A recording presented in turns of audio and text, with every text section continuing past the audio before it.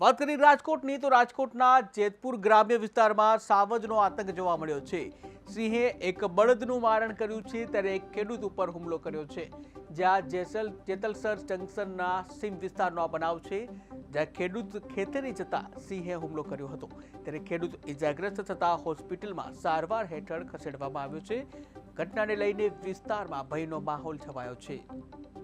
અમારા સીમ વિસ્તાર જેતલસરથી મંડલીપુર વિસ્તારમાં સિંહની અવારનવાર આવી બનાવ બને છે। હું બાજુવાળાની વાડીએ મજૂર કહેવા માટે જતો હતો અને પાછળથી મારી ઉપર એટેક કર્યો અને મને પછાડી દીધો અને હાથમાં 6 થી 7 ટાંકા આવ્યા છે અને પગના ભાગમાં ઈજા કરી છે અને એક સિંહ મેં જોયો છે અને બાજુમાં મોટો તુવેરના ઘેરામાં જતો રહ્યો અને અમારા વિસ્તારમાં સિંહનો ઘણા ટાઈમ થયા આવી રીતે બરાબર અવારનવાર બનાવ બનતા રહીએ। હા, ભય તો હોય જ ને, મજૂર લેબર વર્ગ હોય અમારા વિસ્તારમાં કામ જ ન આવે ને। ભયની તો આજે અમે નજર સમક્ષ જોયેલું છે।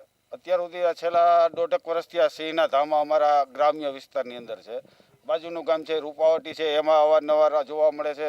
ટીમડી ગામ છે એમાંય જોવા મળે છે, મંડલીકપુર ગામમાં જોવા મળે અને જેતલસરથી મંડલીકપુર રૂટમાં અવારનવાર જોવા મળે છે। અમે અનેક વખત ફોરેસ્ટ વિભાગને રજૂઆતો કરી, પણ ફોરેસ્ટ વિભાગ ભોર નિંદ્રાની અંદર પોઢી ગયું હોય એવું લાગે।